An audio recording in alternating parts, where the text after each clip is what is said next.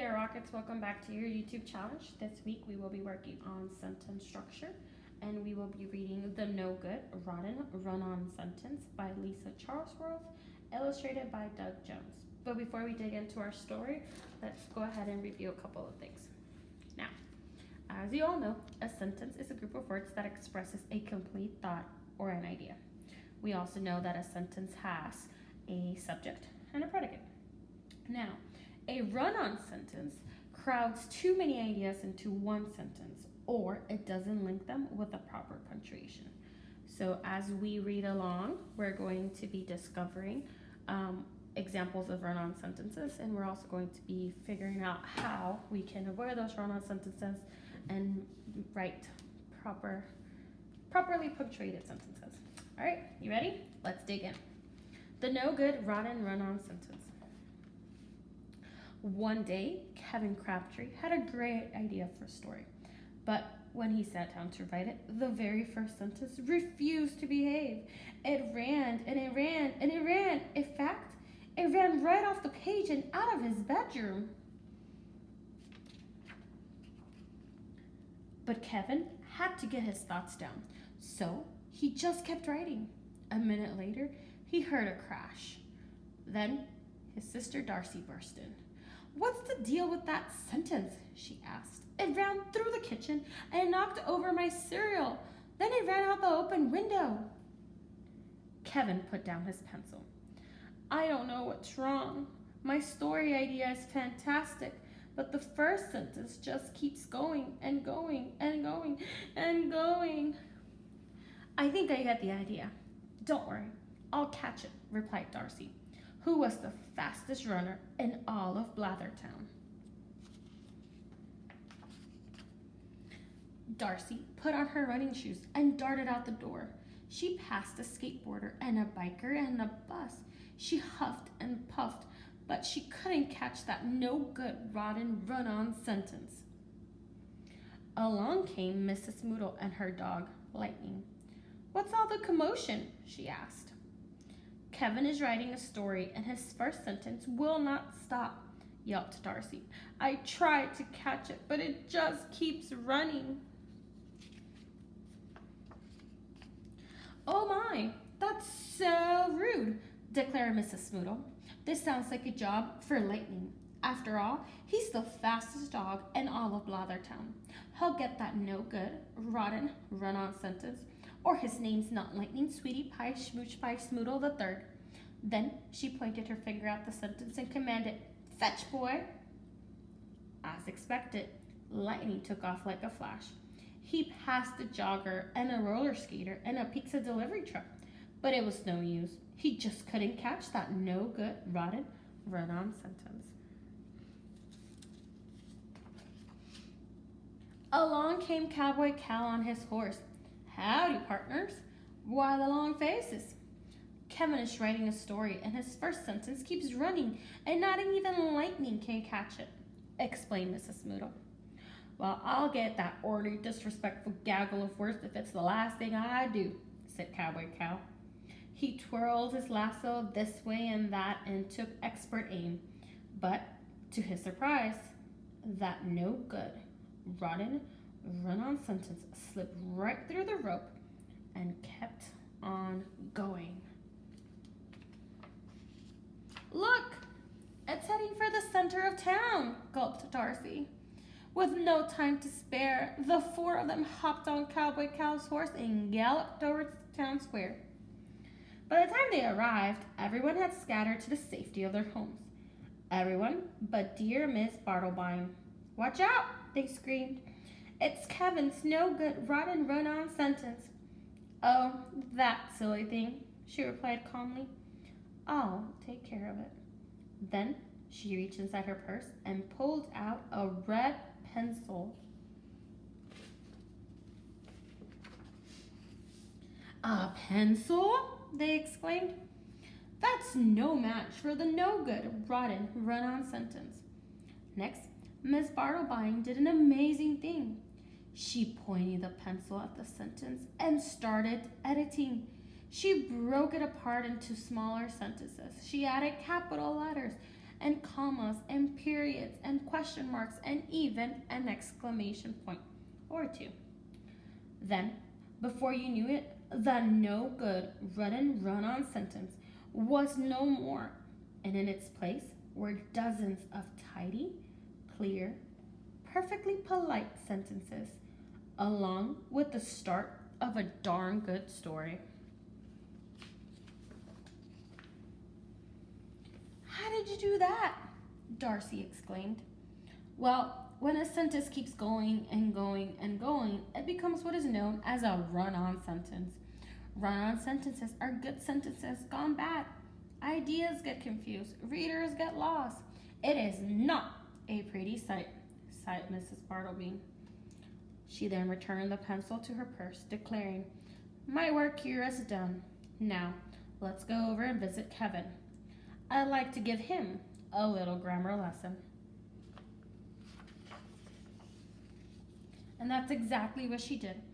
After that, Kevin never had a problem with the run-on sentence again, and his excellent story was published to rave reviews with a great big dedication to dear Miss Bartleby. Now, let's go ahead and apply what you've learned about run-on sentences. Earlier, we talked about how a run-on sentence is a sentence that has too many ideas in one, or it does not, or it doesn't have the proper punctuation to link those ideas together. Now, before we can talk about how to fix a run-on sentence, let's decide whether these two examples are examples of run-on sentences or not. The first one, the queen ate her pudding with a golden spoon from a golden bowl and was so very happy to have a pet pig named Gertrude who loved pudding almost as much as pickles, but not as much as apple pie. I want you to take a minute or two and decide, is this a run-on sentence? Yes or no?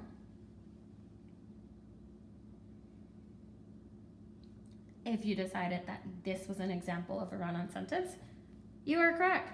This is an example of a run-on sentence. As you can see, there is not one complete thought. There are many complete thoughts. We don't know whether it's the fact that the queen is eating the pudding with the golden spoon, or that she's happy that she has a pet pig named Gertrude, or the fact that she loves pickles the fact that she loves pickles, but not as much as she loves apple pies. There's way too much going on in this example. Now, how about the second example? The king ate his pudding. It was quite tasty. Take a minute to decide whether or not that's a run-on sentence.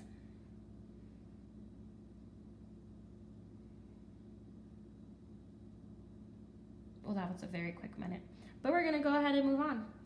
If you decided that this is an example of a run-on sentence, you are correct. This is an example of a run-on sentence. Why? The king ate his pudding. It was quite tasty. This is an example of a run-on sentence because those are two separate ideas. The it was quite tasty is referring to the fact that the pudding was quite tasty. Just because you throw a comma in there, guys, does not mean that you fixed the run-on sentence. All right? We cannot just sprinkle commas in there for no good reason. So, now, let's talk about how you can fix a run-on sentence. Sometimes you can go ahead and fix a run-on sentence by adding a comma and one of our fanboys. Now, as you may remember, the fanboys are for, and, nor, but, or, yet, so. Now, let's look at these two examples and see if we can go ahead and fix them and turn them from run-on sentences to properly punctuated sentences. In the first example, the woodchuck was always late to school, comma, his alarm was broken. Now, remember what I said earlier. You cannot fix a run-on sentence just by throwing a comma in there. There has to be a reason why you threw a comma in there. Now, the woodchuck was always late to school, his alarm was broken. I know that I'm going to be able to fix this sentence by adding a comma and by adding one of my fanboys. Now, I have to decide which one of my fanboys I'm going to go ahead and add. The woodchuck was always late to school. His alarm was broken. So I'm going to go ahead and go with but. The woodchuck was always late to school, but his alarm was broken. Now, do you think that that's correct? Is there a better one that we can use? The woodchuck was always late to school. 4. His alarm was broken. Now, if you decided that 4 was the better answer choice, or 4, you are correct. 4 is the better answer choice. Why? Because this is telling you why. 4, in this case, is going to be a fancy because. The woodchuck was always late to school. 4, his alarm was broken. Now, remember what we have to do to make sure that we have a compound sentence. A proper compound sentence is we're going to cover up that 4 that we just wrote down right here. Cover it up completely. The woodchuck was always late to school. Now, if my sentence were to end there, I have to make sure that I have a subject. What is the subject in that first part? The woodchuck was always late to school. Was always late to school is going to be my predicate. So does this count? The woodchuck was always late to school. Would that count as a complete sentence?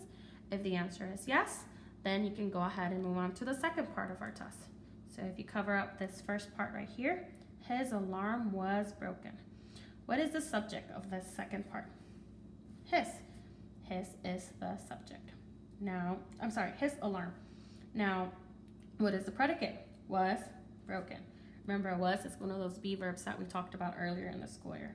His alarm was broken. Now, I have a complete sentence before my fanboy, and I also have a complete sentence after my fanboy. And that's how I know that this is a correctly written compound sentence. All right. Now, let's go ahead and look at our second example. The chipmunk was funny, comma, the squirrel was funnier. Now, let's see. Which fanboy can I go ahead and add after my comma to turn this run-on sentence into a compound sentence? Okay.